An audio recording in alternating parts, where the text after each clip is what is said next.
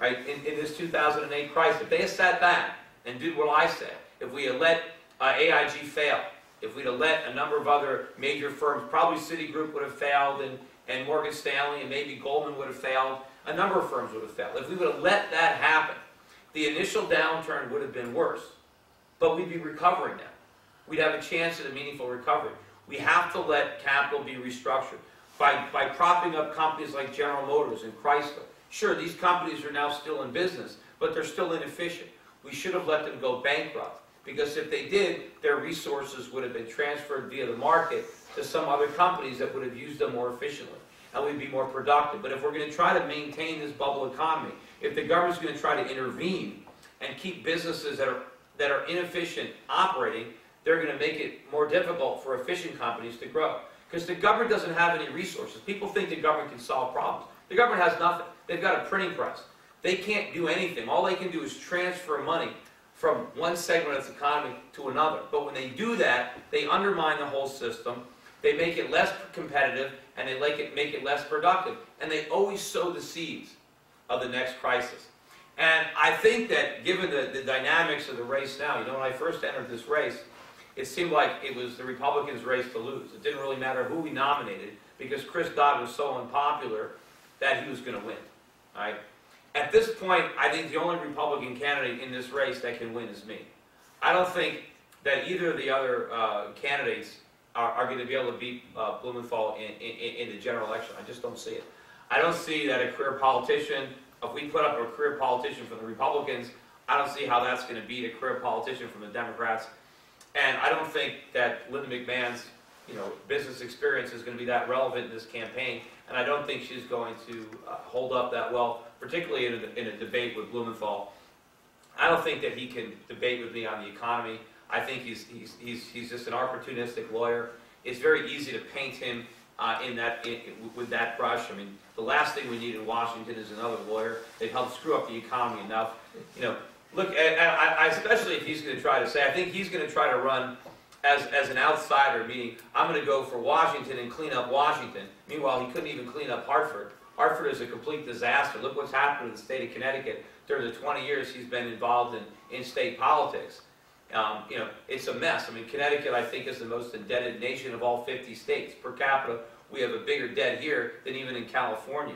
All this happens when Blumenthal's Attorney General. So I think if the race focuses on the issues as opposed to the personality of Chris Dodd, I think that's a race I can win. And I think that's a race that I'm uniquely positioned to win, given my public track record and the things that I've done.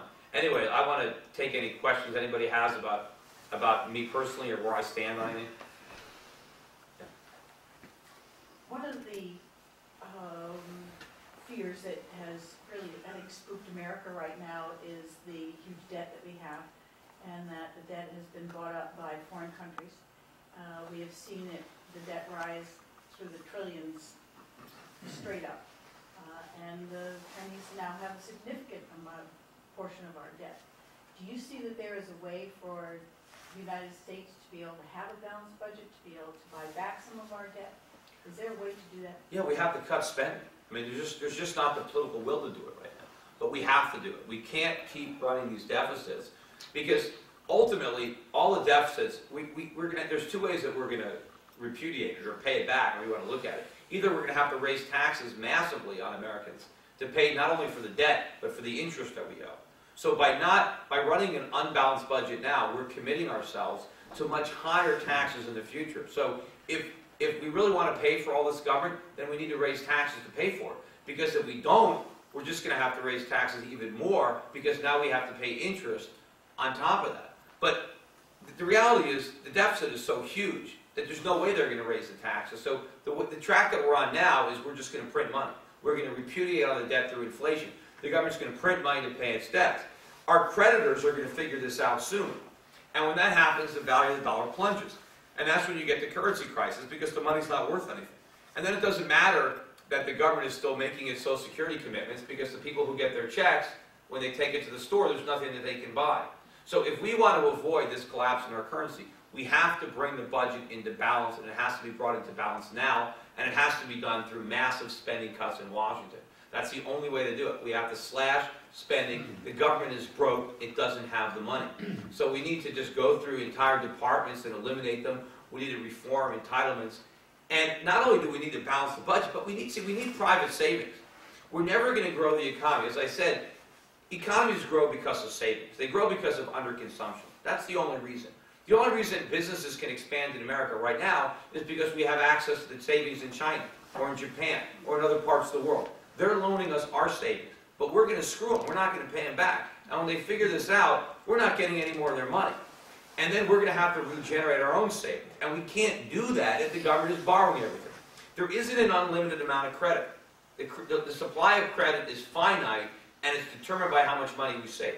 Now, we've been able to get around that for a while by borrowing money from the rest of the world or by printing money. Like when you hear Barack Obama, he makes a speech and he says, we need credit. Credit is the lifeblood of the economy. We need people to borrow money so they can buy cars and so they can buy... No, we don't.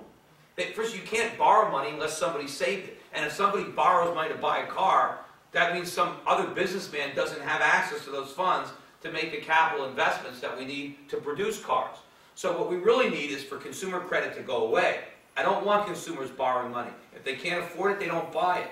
Consumers save their money, right? And those savings then get invested in the economy to make the capital investments, to grow the economy, so that consumers can afford to buy things based on their income. And if you want to buy something, you don't have the money, you save. And then when you have enough money, you buy it. But the reason it doesn't work that way is because the government comes in and distorts it. The government comes in and guarantees loans. The government is guaranteeing 96% of the mortgages right now. Why? The government shouldn't be guaranteeing anybody's mortgage. The government, through GMAC, which just had its third bailout, is guaranteeing all these automobile loans made by... Well, why? If you can't afford... If you need a government guarantee on your loan, you shouldn't be borrowing money. So we've got to get the government out of it, and we need politicians that will, make these choices and level with the American public that the government, the government doesn't have any money. The government isn't Santa Claus. We can't keep promising to give money. The government has nothing. It only has money that it takes first. But if we slash spending, look, the country was here 20 years ago. Why can't we go back to the spending that we had 20 years ago? I mean, you can see, living in Connecticut, we didn't have an income tax 20 years ago. Yet look at the mess the state is in. What did they do with all that money? The state was still here 20 years ago. The schools were here. The fire department was here. The police department was here. What did the government do with the money? They just find ways to spend it. If we take the money away, it's not going to take away our, the state, the lifestyle. We'll do much better. And we have to realize that all the people that work for the government, they only have a job because we're there paying taxes. And so we have to be productive enough to support all these non-productive people. If we can get them off the government payrolls and on the private payrolls, they'll be putting into the pot instead of just taking out of it. Anyway. Yeah. First of all, I want to thank you very much for coming to a small little town like Bolton in the middle of the week. I've seen you all kinds of times on Larry Kudlow's shows. You're a beacon of light for free market capitalism on that show. I think your comments are always spot on, so I wanted to thank you for that. One of the things, when I watch these shows, the lead-in for Larry is Kramer. Kramer loves Obama. He's got a 1-hour show, limited guests, okay? And then I watch the Larry Kudlow show, and I see you there, okay? And what an impressive job you've done. It's just so powerful for me to hear you talk about economics. Nobody talks about economics anymore. You're here talking about economic problems, how to solve them. That coverage is not in our newspapers at all. Nobody talks about that.